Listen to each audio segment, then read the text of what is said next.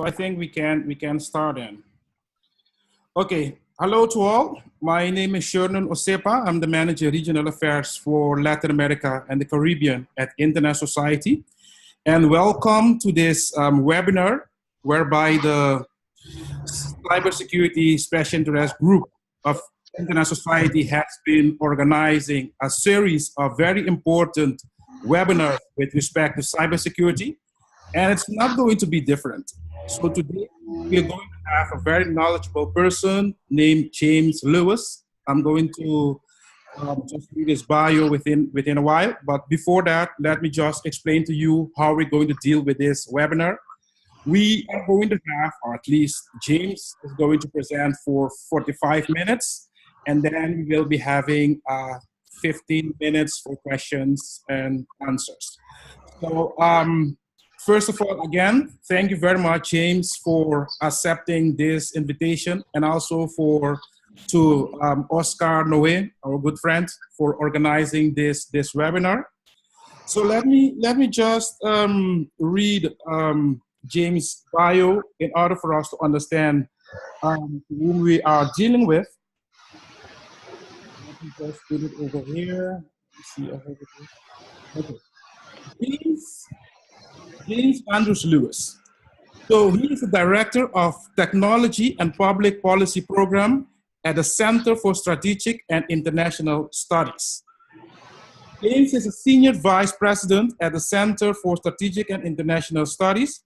Before joining CSIS, he worked in the Departments of State and Commerce as a Foreign Service Officer and as a member of the Senior Executive Service. His government experience includes a broad range of political, military, negotiating, and intelligence assignments. He was an advisor to the U.S. Southern Command for Operation Just Cause, the U.S. Central Command for Operation Desert Shield, and the U.S. Central American Task Force. He led the U.S. delegation to the Wassenaar Arrangement Expert Group on advanced civilian and military technologies. He worked on presidential policies for arms transfers, on commercial space remote sensing, on policies to secure and commercialize the internet, and on encryption and lawful access to communications. He was the Commerce Department lead for national security and espionage, concern related to high technology trade with China. Lewis was the rapporteur for the UN Group of Government Experts on Information Security for the successful 2010, 2013, and 2015 sessions. He has had long-running track 1.5 discussions on cybersecurity with the China Institute of Contemporary International Relations. He has served on several federal advisory committees, including a chair of the Committee on Commercial Remote Sensing, as well as a member of the Committees on Spectrum Management and International Communications Policies, and as an advisor on the security implications of foreign investment in the United States. Lewis has authored numerous publications since coming to CSIS on broad array of topics, including innovation, space information technology, globalization, deterrence, and surveillance. He was the author for CSIS Commission on Cybersecurity for the 44th presidency and is an internationally recognized expert on cybersecurity who is frequently quoted in the media. He has testified numerous times before Congress. Lewis' current research examines the effect of technology on welfare and how the internet has changed politics. He received his PhD from the University of Chicago. So I think without further ado, I think all of you will agree with me that we have a very knowledgeable person here who is going to talk with us, focusing on advanced experiences in cybersecurity, in cyber policy, and practices. So without further ado, I would like to invite James to let's start the discussions. And if you have questions, just post them just post them, and then Oscar and myself will be monitoring them, and finally we will be having opportunity for ask questions as well. So thank you very much, James. Please go ahead. Thank you. Thank you, and thanks for everyone for being on the call. When I hear that bio, I always wonder who they're talking about, but I'll see if I can live up to some of it. I was one of the people who worked in the Clinton administration on the commercialization of the internet. So this was 1995, 1996. And at that point, we didn't even use the term cybersecurity, but we knew that security was going to be a problem. And the debate in the administration was, should we wait for the technology to get better, for the organizations to get better, or should we go ahead and launch this thing because of the economic and social benefit it would bring, even though we knew it would involve risk, even though we knew there'd be some danger? And I think we made the right decision, which was to go ahead and start the commercialization of the internet, even though we knew it would not be secure. Right? So what I wonder about sometimes when I hear the discussion of artificial intelligence or cloud computing is, whether at least American society hasn't become much more risk averse, whether we would come to the same decision if we were asked the question today, should we start the internet even though we know it wasn't safe? Now, to be fair, much has changed, and so we probably underestimated the risk. I talked to some of my former colleagues and say to them, did you have any idea what was coming? And that turns out to be a bad question for those of you who know how to do surveys, because what you're actually measuring is the person's ego, not whether they knew what was coming. Because if they have a big ego, they say, yes, of course, I saw that the internet would turn into this. I did not, and I think most of us did not. And one of the things we didn't realize is that as high-speed networks enveloped the world, as the internet became the backbone infrastructure for economic activity, political activity, social activity, that states would move in to use it as a new form of state power. Right? And so we had these ideas that the threat would probably be lower, that the risk would probably be lower, and they turned out to be wrong.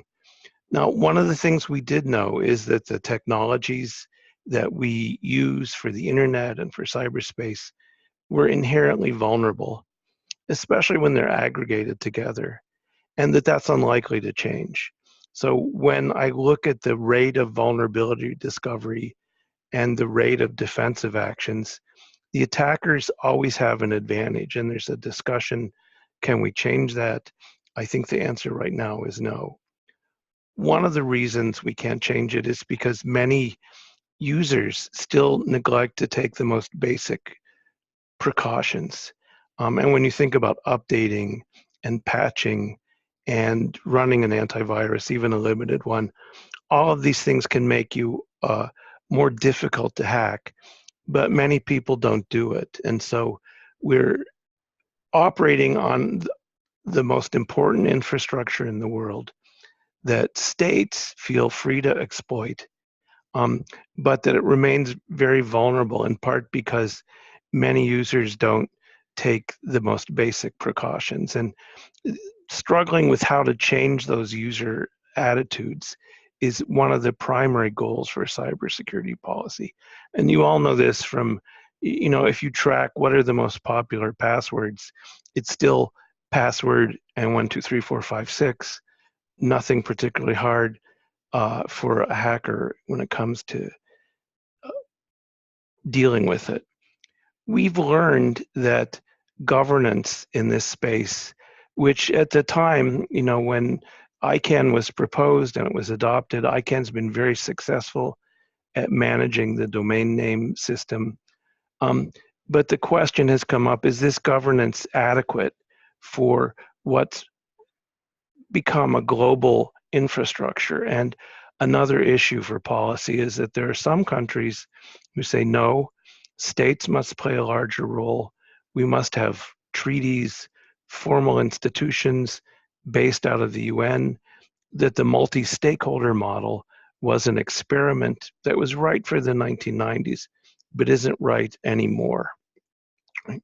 So one of the things we're wrestling with is how do you adjust governance for what's a more important infrastructure, but also an infrastructure that's in a much more conflictive political environment. So when the US looks at activities aimed against its internet infrastructure, they are at the highest they've ever been. And they come largely from 4 places: Russia, China, Iran, and North Korea. Currently, the North Koreans are on their best behavior because they don't want to screw up the deal with Trump. But we see an increasingly conflictive, increasingly risky environment. Now, when you think about that, and one of the problems that we have in policymaking here is the original emphasis was on critical infrastructure protection. So in the late 1990s, the US decided that cyber attacks by terrorist groups against critical infrastructure were the greatest threat that we would face. In fact, those have never occurred. Right? So we've seen perhaps 4 or 5 cyber attacks that would qualify as an attack on critical infrastructure. And all of them have been carried out by states, largely by the states I mentioned, plus the US, the UK, Israel. There's a small number of states that are responsible for most of the attacks we've seen. This is different from espionage, which is widespread. Many countries engage in it. This is different from cybercrime, where it's continuing to grow. It's present around the world. It imposes tremendous challenges for law enforcement. But we need to say that the initial US approach on cybersecurity policy was wrong. We were defending against something that hadn't happened.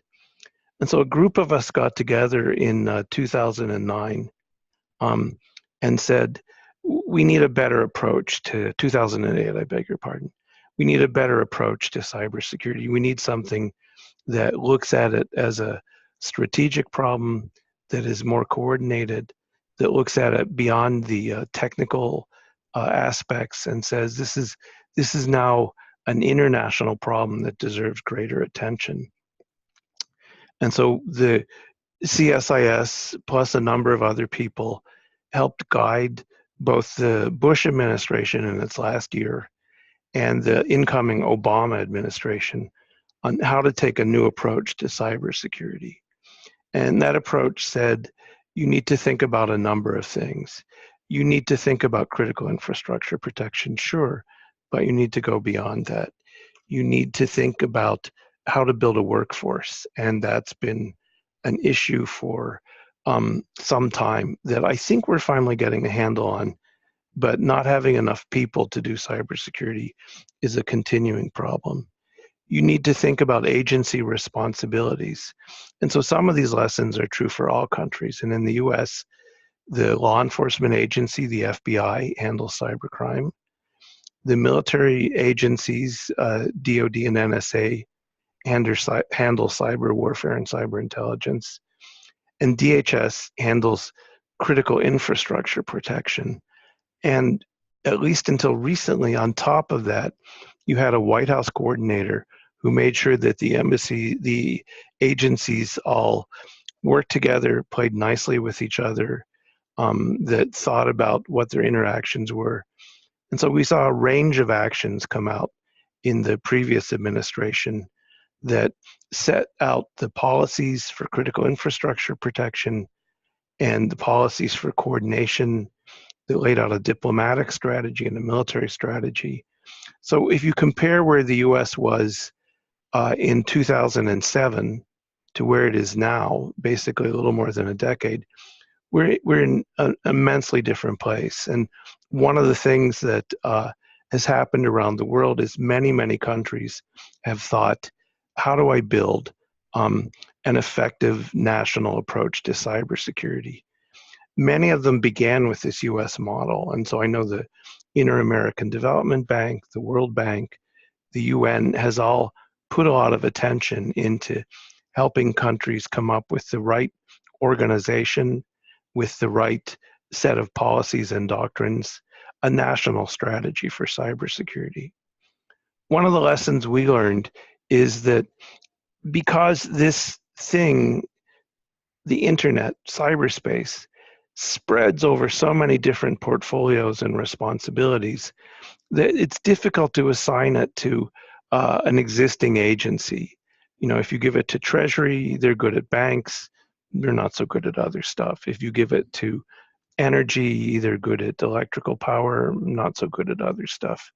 So most countries came to the decision that you needed to have a cyber coordinator that was appended to the president or the prime minister, because only that central location gave you the ability to see what agencies were doing and to help coordinate. So that was a fairly successful approach, at least for that initial phase in cybersecurity. The problem for the US is that while we may have been the leaders in 2009, we're no longer the leaders when it comes to thinking about strategy and organization. Most countries have moved to a different kind of organizational structure in that they've created, not most, but the leading edge is now creating a specific cybersecurity agency, usually tacked to still to the prime minister or the president, but not having a single person or a small office, a coordinator, but having an agency that actually looks at how countries protect themselves in cyberspace. And when you look at Israel or the UK, China, Japan, the Netherlands, Sweden, France, most of them are moving to this centralized model of a cyber-specific agency. Most of them now have national strategies. In fact, most of them now have strategies that are in their second or third generation in some cases. These strategies allocate abilities among agencies, talk about how the cybersecurity agency will coordinate with others, and most importantly, talk about how the cybersecurity agency will coordinate with the private sector. And this depends to a considerable extent on the relations that already exist between government and private sector. So in France, for example, or in Germany, where the government still has a fairly directive role. I mean, in France, on some of the major utilities, major infrastructure companies, the government has retained a board seat or two. These are countries where it's easier for private sector and government to cooperate. It turns out to be hard in the US to do that because we have a strong ideological debate here that's hampering our ability to be adequate in performing cybersecurity. And that debate is over what should the role of government be. And so one of the theories is, well, government doesn't have to play a directive role. We can use information sharing, and that will provide companies with the information they need to protect themselves. That was the original US cybersecurity strategy. It was adopted in 1998. Some of it grows out of the experience of the Y2K event, if any of you remember that. Y2K was a bug in software that supposedly at the turn of the millennia would lead to systemic crashes, and the US set up a center to coordinate and share information, but there were no regulatory actions. It was all voluntary. Now, it seemed that the Y2K model worked. I would argue that the reason it seemed to work is because nothing actually happened during Y2K, but maybe we drew the wrong lesson from that. So as in most other countries that are at the leading edge of cybersecurity, you now have a national agency with a clearly defined national strategy and with some regulatory authority. and with close partnerships with key private sector actors. That's the best model for doing this. The US doesn't have that model. Other countries are either moving in that direction or need to move in that direction. So we can now describe what an adequate environment looks like. Finding a balance between voluntary and regulatory approaches is a difficult issue. On the one hand, a purely voluntary approach is inadequate. On the other hand, overregulation creates costs to innovation and the adoption of technology. And so everyone is struggling with how do I balance between government and voluntary, between regulation and voluntary. But most have moved into an environment where they emphasize regulatory activities more. And one of the things I say now to people is the US doesn't want to regulate the internet. That's nice. But the internet is going to be regulated, and it will be regulated by Brussels, and it will be regulated by Beijing. And so those two places are putting out regulations for data protection, for critical infrastructure, for cybersecurity. And certainly in the case of the Europeans, and probably in the case of the Chinese, they intend these regulations to have global effect. And so GDPR is not just something that applies to European companies, but to any company doing business in Europe. And the Europeans have cybersecurity regulations and Internet of Things regulations and other regulations coming down. So we're moving from the late 20th century vision of a cyberspace where there would not be borders, where governments would play a minimal role, and regulation would be unnecessary, to one where governments are playing a more directive role, where regulation is a part of this. What I usually say to Americans is, since we can't do anything and our choices are between Brussels and Beijing, we know which one we'd prefer. But that's a difficult point for people to say, is that it won't be the US leaving in internet governance anymore or in cybersecurity, that it will be one of these other two places. Another difficult problem, and one that the US is wrestling with, this might be specific just to the US and other major powers, less so for other countries, is in the United States, people have come to the conclusion that unless we take some kind of action against those who are attacking us in cyberspace, there is no incentive for them to stop. And so a lot of the work in the last 2 years under the new administration has been to how do we develop the ability to impose consequences on people who attack us. And in an ideal world, we would do this with what we call like-minded countries. Those are mainly our allies right now, but I think the hope is to expand it to include others. That if you violated norms of some kind, if you violated national law, you would face some kind of punishment. And this explains a lot of the actions you've seen in the US, from indicting Russian and Chinese intelligence agents, from imposing sanctions on Russian companies, a whole set of legal measures that appear not to have had that much effect. So the debate here is, do we need to do more? Do we actually need to retaliate? There's risk in that. There's risk in retaliation that you might inadvertently lead to a broader conflict. But that's kind of where the debate is here. And certainly with some of our key allies, they share these views. One of the dilemmas is, of course, attribution. The US, about a decade ago, decided that the only way it could improve its cybersecurity was to put an immense effort into bettering its attribution capabilities. And the most public example of that might be the Sony episode, where the then President Obama said in the State of the Union address, it's our ability to use a combination of techniques, traditional intelligence, cyber intelligence, that let us identify precisely the North Koreans. It's interesting to see that some commercial companies are developing similar capabilities. And one of the questions for everyone to consider is, as attribution gets easier, how will that change the cybersecurity landscape? Part of the reason you want to attribute is so that you can enforce norms. There's been good work until recently in the UN with 2013 and 2015 reports from the UN group of government experts that lay out basic norms. The most important of these norms are that existing international law applies to state activities in cyberspace, and existing state responsibilities apply in cyberspace. And it's that last point that catches the private sector.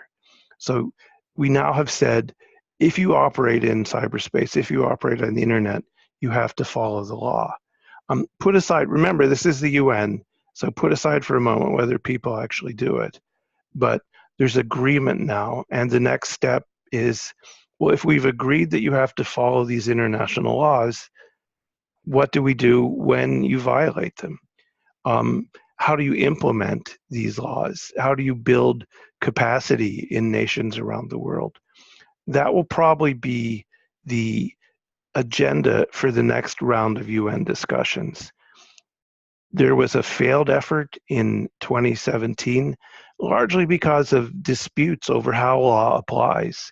But now we're looking at probably the proposal to have another round of UN negotiations, another group of government experts. This will be decided at the upcoming General Assembly meetings in New York in the fall. If it happens, and it looks now like it will, you never want to assume things, but negotiations would probably start in August of 2019 and then conclude in June of 2020. So we're looking at another round that says, okay, we agreed laws apply. We agree now that we need to think how to implement them. And that sets a framework for nations to think about their own cybersecurity strategies. How do they work with partners? How do they build their own capacities? Where do they want to draw the line between offensive and defensive actions? Right? It also links to the issue of when we talk about cybersecurity negotiations and cybersecurity strategy, is it narrowly defined on these kind of political military issues? Does it encompass cybercrime? Does it look at data protection? And I think where we're being forced, albeit reluctantly, is to a broader definition of these things. So you will see efforts to create new governance structures, right? Part of the reason for that is the nature of cyber war and cyber conflict has changed. A few states use crime to make money, Russia and North Korea. Many states find it difficult to control their cyber criminal populations. There's disagreement over how the world should cooperate in doing this, but I think that will be one of the issues that comes up that will be discussed in the UN, but it's also important for national strategy. So I don't know, when I look at this environment, when I look at where we were, say, when I started doing this, at this point 20 years ago, we've seen much greater attention, a great expansion of capability, but also a great expansion of risk and malicious activity. And right now that has the advantage. I'm still optimistic that with the right kinds of agreements, with the right kind of government policies, we can bring this under control. I don't think it's a technological problem, but it's going to take us years to get there. So that's kind of a quick lay of the land. I don't know if we want to move to questions now. James, we do have a few questions, so maybe Good. we can take those. Great. Let me first start with one particular question was, please point, you did mention, for example, Brussels and Beijing. So the question was, please point to Brussels and Beijing policies drafts or official current policies, official policies. Do you have some official policies with regard to Brussels and Beijing? Sure. Later on, I can send links to them if you want. But the most recent one is, of course, the GDPR, the data protection regulations. The EU is also coming up with an expanded rule for ENISA, ENISA, the European Network Information Security Agency, which is the headquarters for European Union cybersecurity activities. They are developing, and I don't know if they're in draft or if they're complete and up for comments, they are developing cybersecurity requirements for member states to consider. So for the EU, I'd look at data protection and cybersecurity. Some of that applies to energy infrastructure, which is a primary concern for all nations. But those are the three you'd want to look at there. And the center of activity is the, for the cybersecurity regulations, is the External Action Service, to some extent EEAS, but with other directorates involved and sometimes taking the lead. In Beijing, there are a great number of new regulations, including cybersecurity regulations, new standards for cybersecurity, increased power for the regulatory agency, the Cyberspace Administration of China, CAC. So in both Europe and in China, you can point now to explicit regulations that lay out what companies and individuals are supposed to do to protect data and to safeguard their networks. In China, of course, there's a little bit more of a political focus, unsurprisingly, but both have now extensive regulations. Okay, thank you very much, James. There was another question from Pakistan. Mm-hmm. How will blockchain-based solutions comply with the GDPR? One of the jokes we make around here, I'm just going to mention this as an aside, is blockchain is, if you put blockchain in the title of a report, the downloads go up by 20%. So one of the things we try and do here now is put blockchain in everything. I think GDPR will apply to the different nodes in blockchain the same way it would apply if it was a single node. So I don't think there's a diffusion of responsibility, but each node in the blockchain will have to meet the GDPR requirements. Because it's a distributed network, right? The data is stored in multiple places. Each of the places holding the distributed ledger will need to meet the GDPR requirements. Okay, so I'm going to read a comment from Alex, and also he did ask a question as well. So his comment was more considering the subject of driving strategic change to advance trust in the computing landscape. Almost 60 countries around the globe have developed national cybersecurity strategies. Almost 40 countries have declared offensive capabilities, and almost 50 have defensive capabilities. Some countries also have developed cyber engagement strategies, like Australia. With that in mind, I would like to ask your opinion and experience on confidence and security building measures in the international arena. Do you have a maturity model on this confidence, security, and cooperation measures? Do you have any examples on capacity building that you were involved in? Sure, those are good questions. Let me just write them down so I don't forget them. So on confidence building, it turns out that there's a divide that's worth bearing in mind.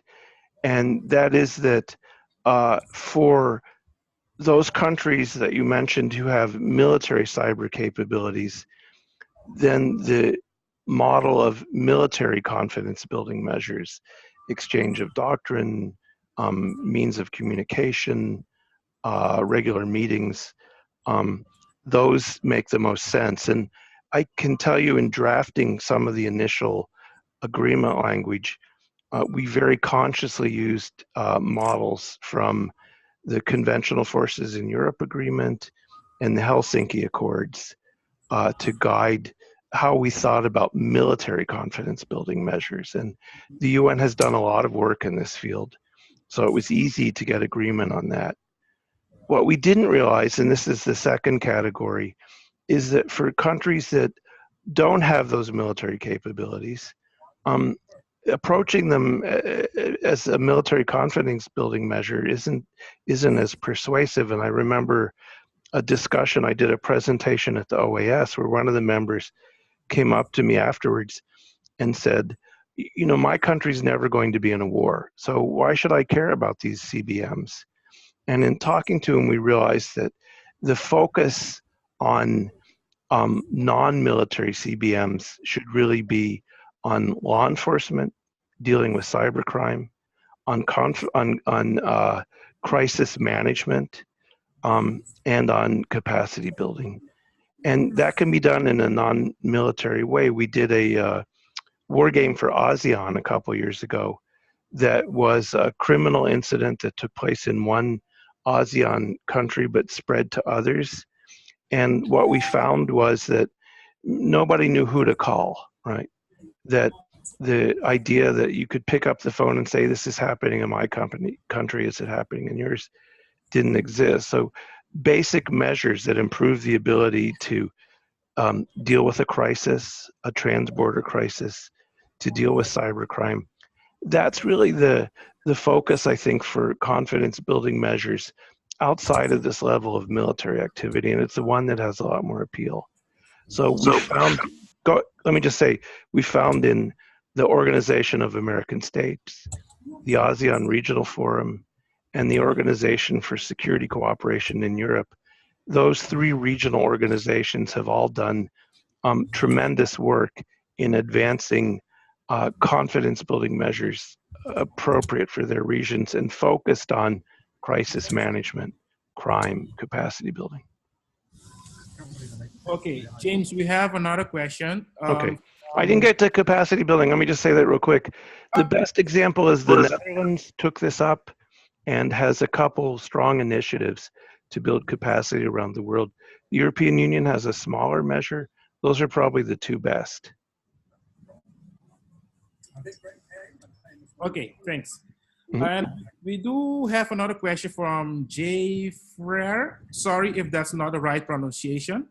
So his question was, would you consider cybersecurity management as a part of risk management, so that risk management authority should be the one in full charge on coordination and response?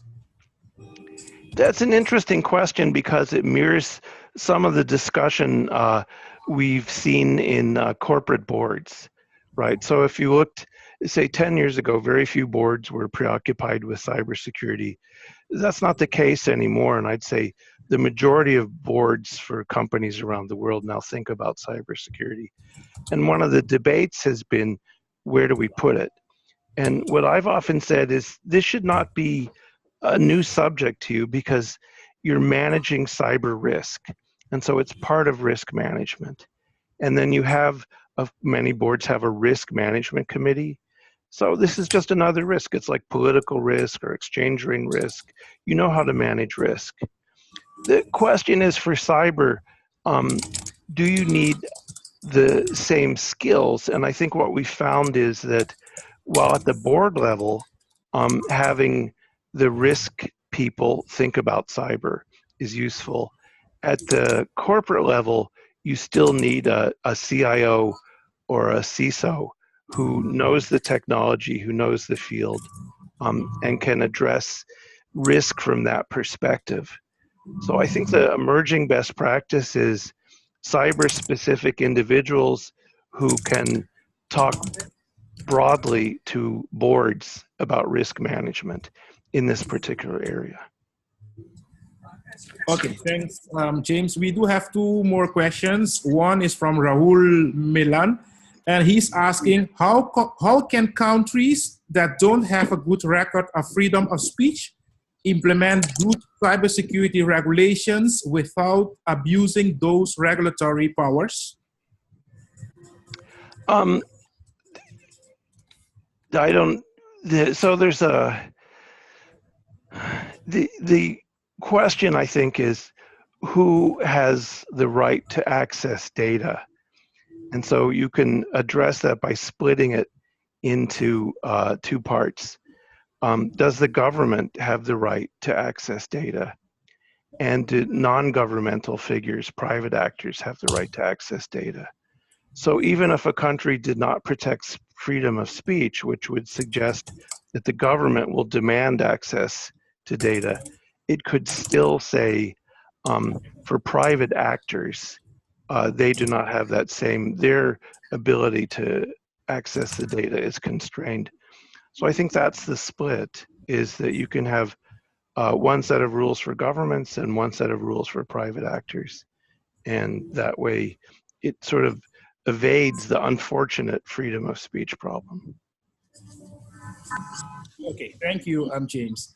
I do have a question. We do have two more, but I have one personal question as well. You did mention, for example, or you did give us a very good breakdown with regard to, let's say, the history of cybersecurity strategy in the U.S. And you did mention that the U.S. is no longer, let's say, the lead on cybersecurity strategy. Yeah. So, which are the countries that you would say are leading now on cybersecurity strategies? I would say that I would look at the UK. I would look to some extent at France. Japan has recently undertaken a whole set of new measures in creating a new strategy and a new cabinet office. So I'd look at the UK, at France, at Japan. Australia's done a little coordination. Some of the Scandinavian countries, particularly Sweden and the Netherlands, have done some work. Israel, of course, has done a large reorganization just recently. So those are the people who are coming up with the new models. The one that in some ways is the best is the UK, but there are others that you can look at as well. Okay, thank you, James. We have another question from Oscar himself. He's asking, how do you forecast the newly UN high-level panel's role on the norms domain? That's a trick question. Well, it's a difficult issue because a lot depends on how you define the mission of this group. And I think I'm actually going to meet with them later in the week. So I probably would have been better able to answer this question in 3 days. But I think that's what they need to think about. And the issue that really comes up at the center of this is the link between internet governance and cybersecurity. And do you need to take a broad approach when you talk about cybersecurity that looks at governance and data protection and transborder data flows, or do you take a more narrow approach? And my impression is that the group is going to take a broader approach. The problem with the broader approach is it's more difficult. There's more stakeholders. There's more precedent that you need to consider. So I think that's what they have to wrestle with first, is are they talking about a very narrow set of things, or are they talking about a broad one? And one of the examples that came up in the past is, so I'll just put this out in front of you and you can think about it. But when you look at the global economy, it was marked by panics and monetary instability and frequent crashes. And these continued ever with the dawn of industrialization up until the Great Depression of 1930. And some people say that depression was one of the things that contributed then to the start of World War II. And so at the end of World War II, the nations of the world got together and said, we can't do this anymore. We need rules and institutions to provide stability. And that was what led to the IMF and to the World Bank. You have people cooperating then on the rules that provide stability in the international financial system. And so one of the questions is, do we need something similar for cyberspace? And of course, the related question that most people don't like to ask is, we only got the IMF after a huge global crisis. Do we have to wait for a huge global crisis for progress in cybersecurity? I'll leave that up to you to judge, but I think that's one of the tasks before the group is, what's the structure moving forward? And I know some of them are very interested in that. Okay, thank you very much, James. We do have two more questions. Mm-hmm. One is coming from, let me see, from Alex. So he's saying, when you consider the efforts to build a workforce on cyber issues for the strategic and policy development levels, what areas do you think are fundamental, like cybersecurity, cyber defense, cyber diplomacy? What attributes do you think are fundamental or for each? Mm-hmm. Okay, so it's turns out that building a technical workforce isn't enough anymore. You also need a policy workforce, and some of the efforts in capacity building now by the Netherlands and I think the Europeans focus on how do we build these policy capabilities. The OAS is doing some work in this too. And that turns out to be, you need a blend of skills that is kind of hard to get. You need an understanding of regulatory authorities. You need an understanding of how businesses will use the internet. You need an understanding of law enforcement, and this doesn't have to all be one person, right? You need an understanding of the technology, at least at a level sufficient to let you make decisions that are more likely to succeed. On the diplomatic side, it's a little easier because it turns out that people who have been involved in negotiations for non-proliferation, they can transfer those skills developed in controlling, dangerous technologies into cyberspace. But when you move into areas of governance and regulation and law enforcement, you need both the understanding of the cyber environment of the technology and also these specific areas. So it's not easy to develop these skills, and probably the best approach is to find someone, in the law enforcement community or in the regulatory community who has an interest in them, and then train them, rather than finding someone who knows about cybersecurity and trying to train them in law enforcement or energy regulation, for example. So it turns out you need knowledge of the industry you're going to work with, the sector you're going to work with, and that's where I think the emphasis should lie. Okay, thank you very much, Mm-hmm. James. We do have another question from Rahul Milan. He's asking, the UN has been pushing for a global cybersecurity framework, basically replacing the Budapest Convention. Mm-hmm. Do you think this approach is practical, taking into consideration the time it would take to get everybody on agreement? Also, a broader framework that includes more countries will most likely be weaker than the Budapest Convention on cybercrime. Would it be better to work on the convention to turn it into something that is easier for countries to adopt? That's a great question, and it echoes many of the things you hear in this debate. I know the State Department would want me to say, go with the Budapest Convention, but there's some problems there. The first problem is they changed the name to the Budapest Convention. It used to be the Council of Europe Cybercrime Treaty, and many countries said very reasonably, wait a minute, I wasn't involved in the negotiations, I'm not European, why should I endorse this? And so I think you need to find some way to give other countries a voice in whatever the final instrument is. Now, the downside of that is if you reopen the Budapest Convention, if you move it to the UN, there's a very strong chance. There's a great concern that it will be diluted, that it will be less in some way. And, politically, it ends up being a decision of, can you find some way to let people feel that they have a voice in the Budapest process? Or do you need to move to something entirely new in the UN? And my guess is what we'll probably see is eventually a merger of both approaches, that you'll see a new UN process, but it will be guided by what's been done in the Budapest Convention. And I think it's pretty accurate to say that if there was a UN process and it came up with something significantly less than what's already been agreed to in Budapest, that you wouldn't see the US and other countries, other current signatories of the Budapest Convention adopt it.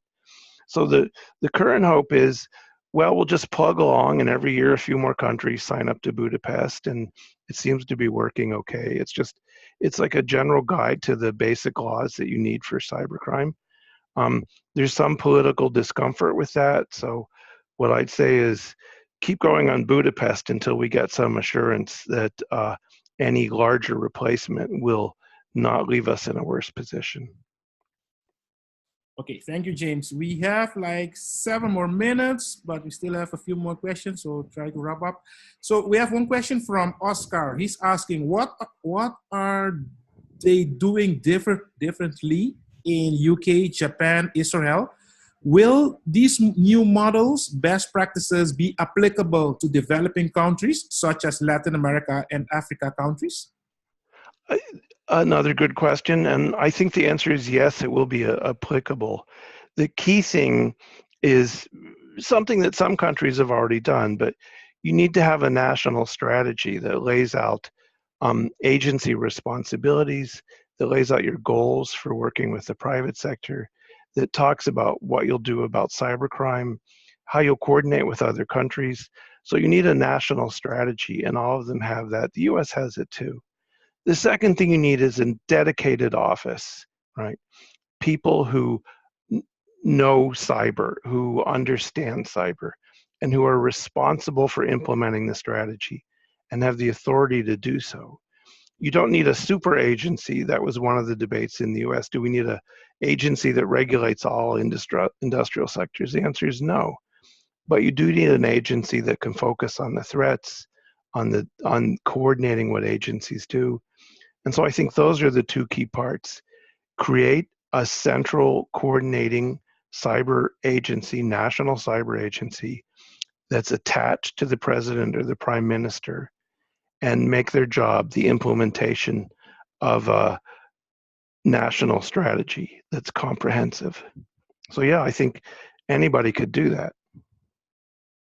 Yes. Thank you, James. We have another question from Alex. He's asking or saying, thank you very much for your responses. I have another question. Considering you've mentioned EU, OAS, Cyber, OSCE on non-military, what about NATO Talents Center? Talent Center? There's a little bit of confusion there, because the Talent Center isn't really a NATO entity. It's the Estonian government created a research center, and it's linked to NATO, but it's not. It doesn't speak for NATO. So I think the Talent Manual, certainly Talent Manual 2, is very clear about that. That this is an independent group of experts who talk about how international law could be applied. It turns out, so having been involved in the negotiations in 2013 and 2015, where countries agreed that international law applied to cyberspace, that was easy. It turns out it was easy if you stick to that one line: international law applies. When you turn to the question, how does international law applies, no one agrees. And, and that's part of why the negotiations in 2017 failed to reach consensus. So you see groups like Talon trying to, get experts together from China, from Russia, from the US, from Europe, to say, here's our best guess as to how law should apply. So it's very helpful.